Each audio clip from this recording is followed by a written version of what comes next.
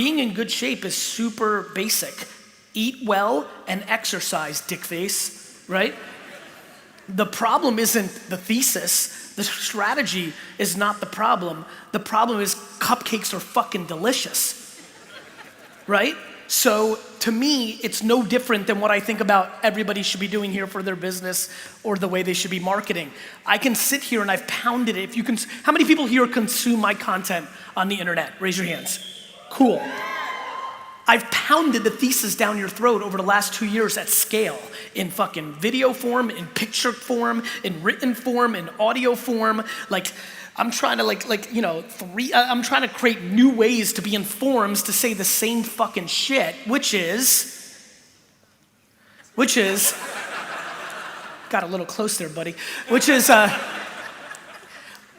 very simply, this is what holds the attention of our society. And I'm sure there's people sitting in this audience that say their customers aren't on it or their age group isn't on it, but the data is very clear that between Facebook and LinkedIn and YouTube, you are going to be able to reach, and by the way, one of the remarkable things of coming to this amazing country is that my thesis on what's happening is actually even a better deal in Australia than it is in the US, because in the US, some companies are starting to figure it out, which makes the prices go up.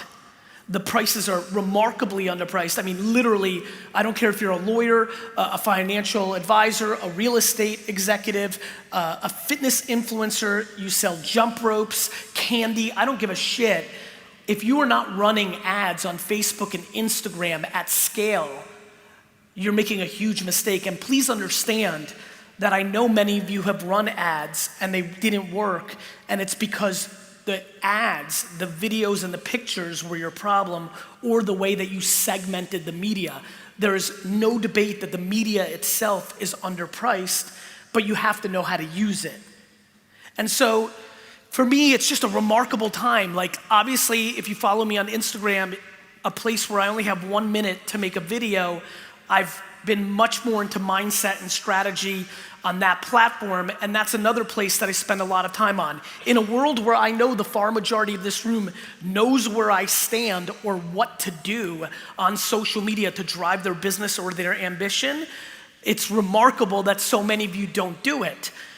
After spieling every day for years, I came to realize it's not about the education, it's about where they are here that is clearly dictating why they're not doing it. That started getting me into places around judgment and insecurities, the ways people were raised, just a million different variables.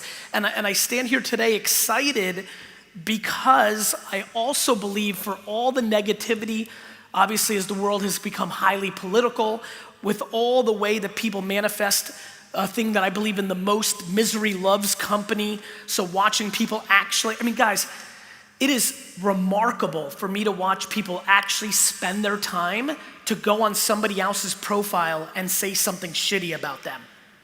Like, how many people here have had somebody comment shitty about them on a post in social? Raise your hand. Cool.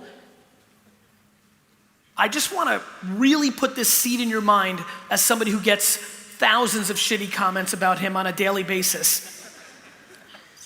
If somebody actually has the time to consume your content and then leave something shitty about you with their time, think about how fucked up their life actually is. I have never, to this day, felt bad for me when somebody leaves a shitty comment. I literally look at it and I feel bad for them, because I never in a million years, because of all the happiness that I have inside of me, would waste 2 seconds saying something bad about somebody for no reason. And more importantly, and probably the thing that I need to spend a lot more time on, is the word that drives my life is actually context, not content. I talk so much about content. The reason I am successful at what I do, and my companies are successful, and the companies I advise are successful, and the people that follow are successful, is because they're great at context, not just content. Clearly, if you don't have context on the other person, if you're not deploying empathy for the other person, if you're not worried about them, then you have no shot. It's really no different than giving a speech. The reason I'm a dominant public speaker and one of the best at what I do is because I'm far more worried in the next 32 minutes plus about delivering you value and giving stuff for you, not what I can get out of it for me. You know, some speakers get confused and they want your money. I don't want your fucking money. I want you to win and then send me an email that you fucking won. Understand?